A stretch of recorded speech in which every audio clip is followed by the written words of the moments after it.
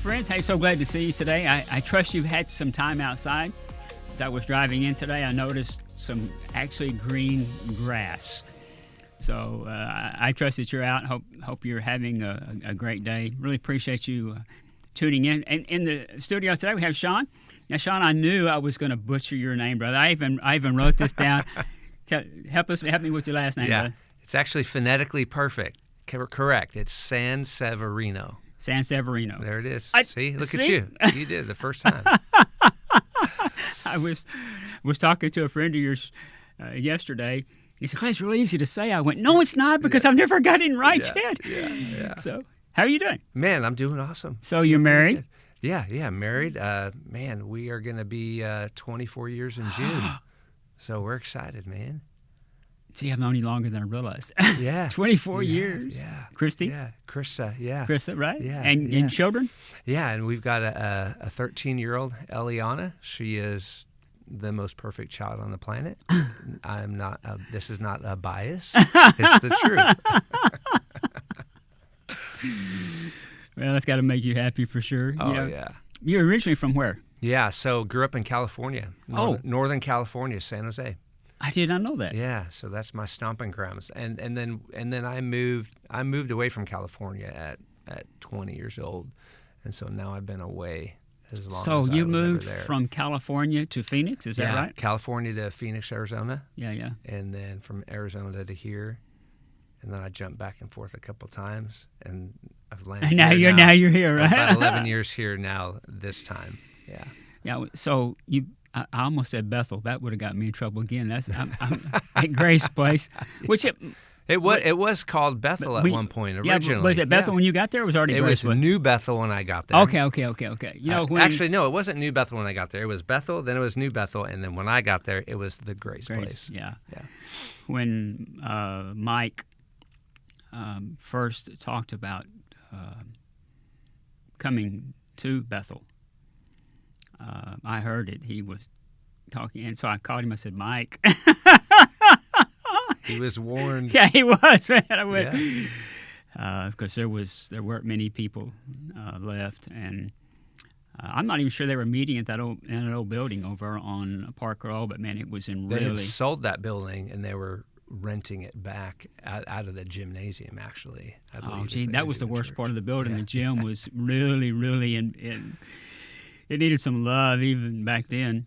But when you left San Jose, what you went to Phoenix to be in the Master's Commission? I did, yeah. How did you hear about Master's Commission? You know, I had a youth pastor who did Masters in the 90s. Okay. And he would always say, like, one day, we had a little parsonage at our church. One day we need to have a Master's Commission. I was like, what is that? Which that goes into a whole nother conversation. But, he was like, we tell people about Jesus, we memorize Scripture, and eat breakfast together. And I'm like, sign me up. That sounds amazing. It was way more than that. Yeah. But it was, one of the best experiences of our life, yeah. So was Lloyd the director when you got there? Or? He was, yeah. Okay. Yeah. Yeah, that's what, I first started going to what was called pastor school back then. Mm-hmm. Probably in the late 80s. So what's really funny is that you and I were rubbing elbows every year. We were. And didn't even know each other, right? That's so true, yeah. That's what's so wild, yeah. Yeah. Or the impact, the whole, for those that, tell the people that are here, because even though Master's Commission doesn't exist, we still need it, what I'm saying, or some kind of tool like that. Yeah. It was started originally by a challenge from a Mormon person who said, hey, we give 2 years of our life I forgot that. do the ministry. Yeah. And what are Christians doing to activate their life and learn how to live their faith out? So it really started with that challenge, and a couple guys got together and just said, hey, you know what, every day we're going to commit to memorizing Scripture and go soul winning every day.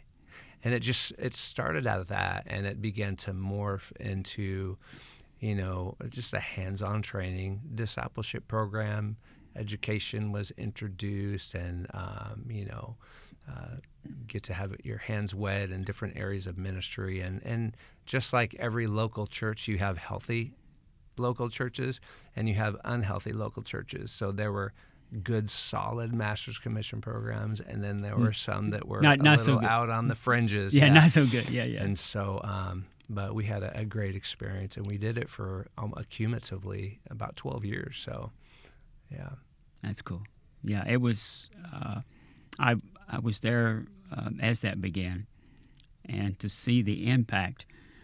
First off, what it was having in the kids' lives that were a part of it, and then to see the impact they're having in the church, and then beyond that, to see the impact they're having in the community. It was kind of a win-win-win. Oh, you know. Absolutely. Yeah. So, every pastor wanted a staff member that had been through master's absolutely. commission, just because they knew how to work hard. Right. Just committed. Well, to they the were. mission. You said a term that we don't say too much in the church world anymore, and that's soul winners. There you go. know? Yeah. Which obviously began with Pastor Tommy. You know. So he's, first thing you got to learn how to count three. That's that altar call, right? That's right. If you can count to three, that's right. You can do an altar call, right? 100%. Yeah, we could probably quote it right. Oh, there, absolutely. You know? Well, when the first year that I went to pastor school, at that time that was back when he was doing the illustrated sermons, you know. Mm-hmm. And so he did illustrated sermon every year on Tuesday night, and that was a soul winning night that sent everybody out. Yeah. And so the first time that I had the privilege of being a part of that, I watched there was over 100 people that accepted Christ that night. Well, I'd never seen anything like that before, and I went, these people know how to do church different than anything I said, we need to figure out how to do this, you know. And it turned my world upside down, you know. Yeah, and it wasn't a show. Oh, no. It was the real deal, and it wasn't just for that conference. No. Every Sunday night service, every Sunday morning service, hundreds of people would come down to the altar call. And, you know, obviously, you know, we know now today many of those rededications, but many of them for the first time, just people learning how to just come to the altar, I think is important. Yeah, no question. No question. Well, last year, thanks for the help, for letting me walk down memory road with you, brother. Yeah, that was fun. Yeah, absolutely. Well, I'm deeply indebted to Pastor Tommy, as yourself. Yeah, we just had him out at our church to speak. I know, it's so cool, right? It was beautiful. It's hard to be 86 years old, still out-preach all the rest of us, you know. I mean, we out-preach, outlast, outrun. Can I carry your bag for you, brother? You know what I'm saying? Man, he was wearing me out at dinner the night before.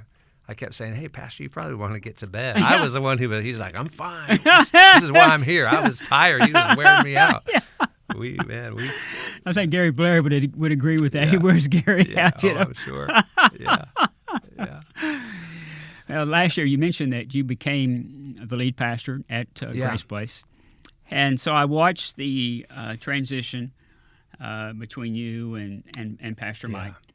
And I've also watched a lot of transitions that have taken place over the years. Yeah. Not so good. Yeah. Not so smooth. And so I talked to Pastor Mike, and I said, okay, tell me, what did you do? What are the things here?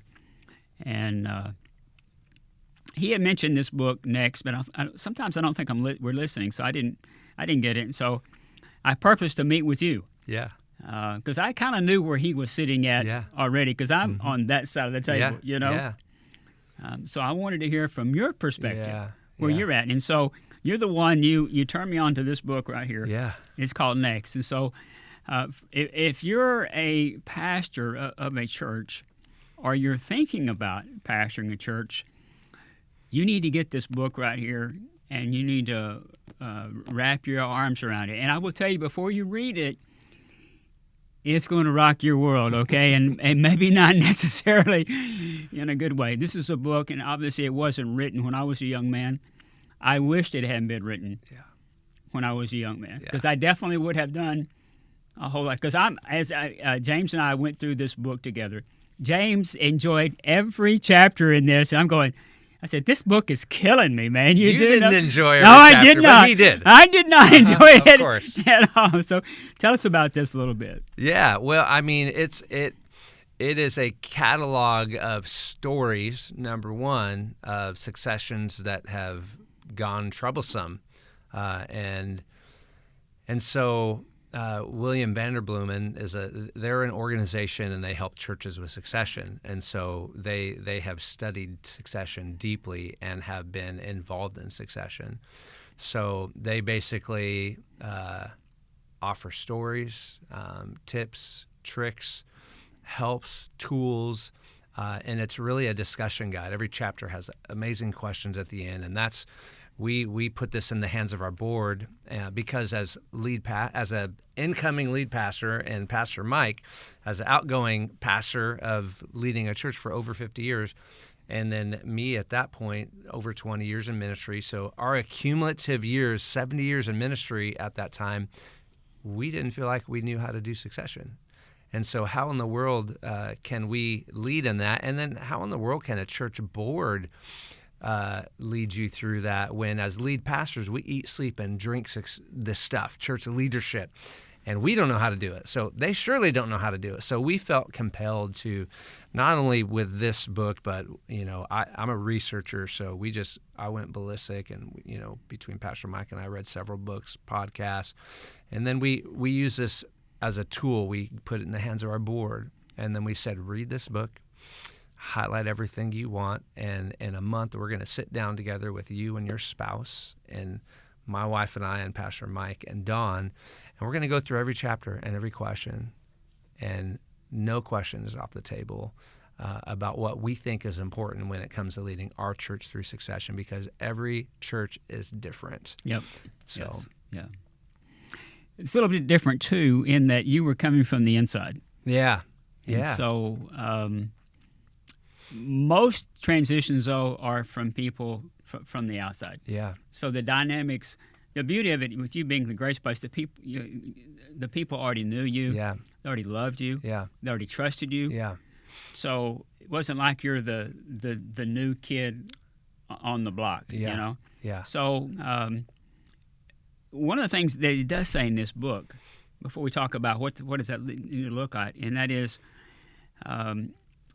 every pastor needs an exit strategy. Yeah. And nobody talks about that. Mm-mm. Plus, you have this illusion that you're going to be there forever. Well, even if you're there forever, unless Jesus comes back, you need an exit strategy. Yeah. William says every pastor is an interim pastor. Yeah. And I love that because that's true. Yeah. It's not our church. We're all there temporarily. So I think the balancing act there is it sounds like a lack of commitment, which is not. No. It's not the case at all. No. It doesn't diminish your commitment or your desire to serve. You just realize that should the Lord tarry, there's a day coming that I'm going to be done, Yeah. And you want the church to continue on. Well, if you do, if you're going to do that, then you need an exit plan. Yeah. And what does that look like? You don't need an exit plan for the church. You need an exit plan for you. Yeah. Yeah. I mean, how many pastors you know today that? I got a whole list of guys that are running through my mind right now. Yeah. No exit plan. Yeah. I think in ministry, even as a very young man myself, I'm almost 50, but I think, You're right, very young. I'm very young. Isn't that right, Chris? Very young. But so much of, who we are easily gets wrapped up in our vocation. The longer you're in it. Yeah. The more it becomes you, no matter, and you don't even realize it. Yeah. Well, for Pastor Mike, people didn't address him as Pastor Mike. He was pastor. That's it. Yeah. He was pastor 24/7. So, it's like, how does somebody who, for 50 years of ministry, since he was 17 years old, leading a church, don't recommend it, but since he was 17 years old, there might be somebody young out there that needed to hear that right there. Yeah, probably true. Yeah. But what happens, when he steps out of that and he's no longer that, does the average person really know who they are? And I think that's what the succession process and timeline is really all about, to help that outgoing guy realize that, what am I going to do when this is done? Mm-hmm. Yeah. And even to plan for it financially. Yeah. Yeah. It's tough to say. I have friends that they're financially dependent upon pastoring. Yeah. Even though their time has probably been up. Yeah. For a while. Yeah. What do you do with that? You know? Yeah. Well, I love what William Vanderbloemen talks about is, there's a, every church board needs to have a succession plan for their pastor. Yeah. And day one, of course, because we read the book, Yeah. there's a succession plan for me. And that succession plan hopefully includes me being there 20 years, but we're putting money in the bank. We're making sure that there's a salary. We're making sure that there is some form of retirement so that when my time is up, I'm not dependent on finances. I don't have to stay because of finances. Yeah. And then I have to do good stewardship on my side. But then our church is financially prepared. We have a succession fund at our church. And so when it comes time to having to fly in pastors for interviewing and change the office and get new computers and celebrate the outgoing pastor, that we've got a fund that we can do things right. We can do them well. We can honor the pastor, and it's not a financial strain on anybody. It's not a strain on the church or the outgoing pastor or the incoming pastor because, hey, you can't afford to, do all the things you need to do to bring him on and make it not a financial strain for him. Right. Yeah, your board is way ahead. You're planning for that day now because it is coming. We are blessed. We're blessed that we were able to experience this, and I think the blessing for a church, when you go through this once, now our board is conditioned. There was a point where there wasn't any of this in place, but once we did this for the outgoing guy, now I'm coming in as a second generation guy that now everything has just been started for me. And so, wow, what a honor and what a joy that is. Yeah, to pass that on to, should the Lord tarry. Yeah, that's right. Something that I was talking to someone about this, that's, it's been, this book, as painful as it's been good for me. Yeah. And it's changed my thinking. Yeah. I really categorize guys in two categories. Every 2 years, God calls him someplace else. Mm-hmm. Or you stay forever. Mm-hmm. Well, I didn't want to be this guy. Yeah. So I wanted to be this guy. Yeah. So I thought I would just stay until I died. Yeah. Which is actually, it's good for me. Mm-hmm. Not so good for the ministry. Yeah. Because then all the dynamics involved in it. If you can just kind of think through that. Yeah. From the outside, not from the inside. From the outside, you got the dynamics for that are not too good. And something else that he said in the book, one was pastors stay too long, particularly churches that do well. Mm-hmm. They have this, they're growing, and then somewhere it levels off. Mm-hmm. And they still, because there's no decline necessarily, but they peaked. Yeah, yeah. And then, without even realizing, all of a sudden there's a decline. Yeah, there's a book called Unstuck that talks about that, which is a great resource for pastors. Yeah, it is. I think one of the good telltale signs, and again, this is probably painting with broad strokes. So if anyone's listening to this, don't go jump ship because I say what I'm about to say, but. Pastor Mike said that, one of the things that was a realization for him to know that the time was coming, is he said, at my season of ministry, I've realized that I still have a lot to offer the church, but the one thing that I don't have to offer the church that will help it move into its next season in a healthy way is vision. I don't have a new vision to offer the church. I have the same vision. I can offer the church maturity and stability and good preaching, but I don't have a vision to offer the church that we can utilize to lead the next generation. Yeah. And so we need a new guy to bring in new vision. And so that could be a sign. Even going back to our hero, when Pastor Tommy got sick, and was only planning on being off just for a short period of time. Yeah. And keep going. Go ahead. No, go ahead. No. I was going to say when Pastor Tommy, he always loved the upcoming generation. Yeah. And he was for it. And he saw the good in it. He didn't see it for all of the negative things they offer. Right. And I think when a pastor begins to struggle with connecting and seeing the good in that upcoming generation, that's a sign that he might not have vision for that generation. Yeah. Another thing that's in this book, and it's probably the last thing because I know we're wrapping our time up here, it talks about having an emergency plan. Yeah. Again, something I never considered. And yet I did it in my own personal life. I realized early on that the chances of me surviving being on the streets of Dallas were pretty low. Yeah. So I came up with an emergency plan. Yeah. I've had to take care of my family. Yeah. Even the practical things, made my own funeral arrangements. Yeah. Yeah. Bought all the insurance that I could, for my little bride, so that she would be taken care of. And yet in the church, we don't have that. So the churches or your nonprofit, whatever it is you're doing, if you don't have an emergency plan, all that's that's a lot to have to assimilate. And plus, now you're making emotional decisions. Yeah. And when you make emotional decisions, normally those are the wrong decisions. Yeah. Part of the reason we put money in a succession fund for me 20 years down the road is that is not so. Number one, there's going to be a seed. We blessed Pastor Mike with a fabulous seed because we prepared and we planned for it.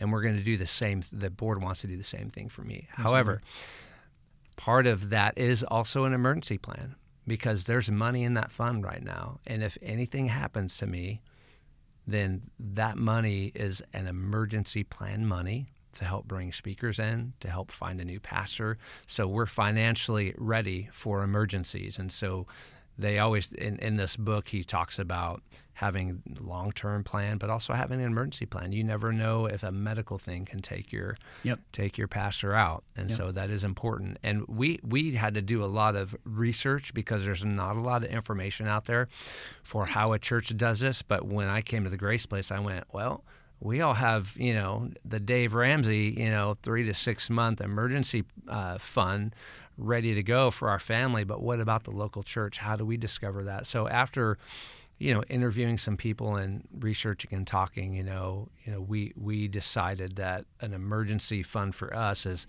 not all the fun expenses, not all the marketing and, but what is the bottom line amount of money that your church needs every month to run, to pay people and to pay the minimum bills, just minimum.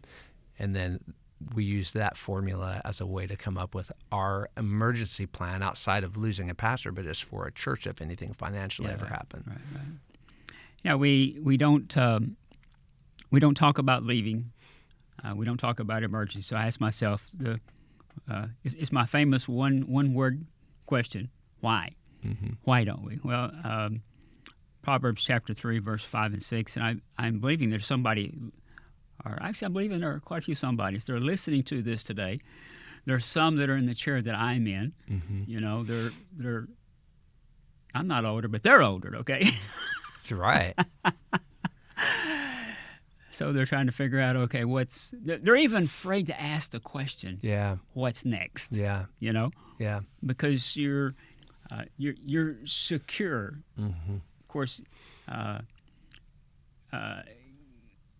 It's kind of like control. Control is an illusion. Oh, my gosh. So here's the word I think the Lord has for them today. It's Proverbs chapter 3, verse 5 and 6. Probably one of my favorite verses in the Bible. Trust in the Lord with all your heart.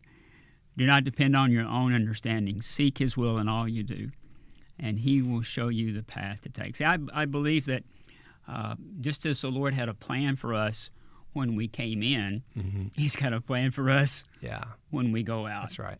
If we'll just take and trust Him, when our assignment is up, the call, and I'm really grateful, our district has spent a lot of time this past month talking about the call of God. Well, the call of God doesn't change. Yeah. But your assignment, it can. Yeah. And when it does, we have to have the same. We trusted the Lord to get us where we're at. And why can't we trust Him for whatever He has for us after? Does that make sense to you? Yeah. Can I give a tip? Yes, sir. I think the scary thing for most lead pastors, and you kind of alluded to this, but as a lead pastor, to even bring up the conversation, Yeah. to explore that is Yeah. terrifying. Yes. But I think one of the greatest things that a lead pastor could do is lead by example and create an environment in his own staff where his staff can be safe to come to him when they are trying to explore their future. And I'm going to tell you that more often than not, most staff members are terrified to have the conversation with their pastor because a lot of times, and I've heard it, the conversation comes and that person is not ready to leave yet. They're just unsure. They feel change is coming, but they don't quite know. And the pastor says, hey, it sounds like you're ready to move on and your heart's not here. Why don't we have your last day be in 2 weeks? What? Yeah. Are you kidding me? And so I think if we treat people that way as lead pastors, why would we expect our boards to extend the grace to us? So when we approach these things with curiosity, and so we actually make it a process in our reviews. What do you think about every year? What do you think about your future? How's it going? And we let them know like it's okay to be unsure. We can go for so long being unsure.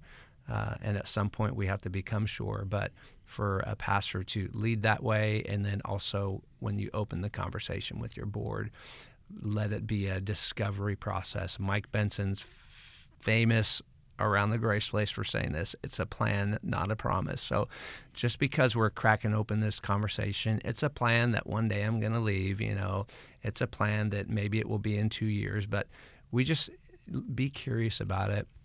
But at some point, you do need to put a timeline on things because it will wear everybody out. And our lack of committing to a timeline, we might lose our successor all because we didn't commit. And I think if you've got to do it within 5 years at least, that's just my opinion. There's no stats behind that. But sitting under somebody for 5 years that has a carrot stick in front of you can be brutal for somebody who knows that they're called. And to say, and I've heard it said before, well, they just need to know they're called and just, be patient with that and wait on me. Well, I mean, is that really that fair? So maybe don't even begin the conversation unless you think it can happen within 5 years. I would agree with that. Even 5 years, particularly if you're bringing in somebody who's younger, and I do mean younger. 5 years that's beyond eternity. And even the book here, and some of the illustrations in this book, I actually lived through those. So these aren't just stories; these are stuff that I knew firsthand. I am so grateful that you came today, brother. My honor. Thank you for sharing this. This is a conversation that we're not talking near enough about this, and as a result, we're not managing it well. And I believe that's pleasing to the Lord, and it's not good for the body of Christ either. It is encouraging because we are seeing, though, people really engaging in this, and the church is getting better. But historically, it's not been good. Well, hey, you know us well. You know of our desire to build brand new facilities and to do it absolutely debt-free. Our architect is supposed to be meeting with the city next week to get our site plan approved, and so once that's done, then the building permit, and as soon as we raise the first phase, which is $2 million, then we'll start moving dirt. So why should people get involved and help us with this today? Yeah, man, I'm going to tell you, so many people in our church have just been inspired by watching you guys do what you do. But the area of ministry, people who do what you do, you guys are in the trenches.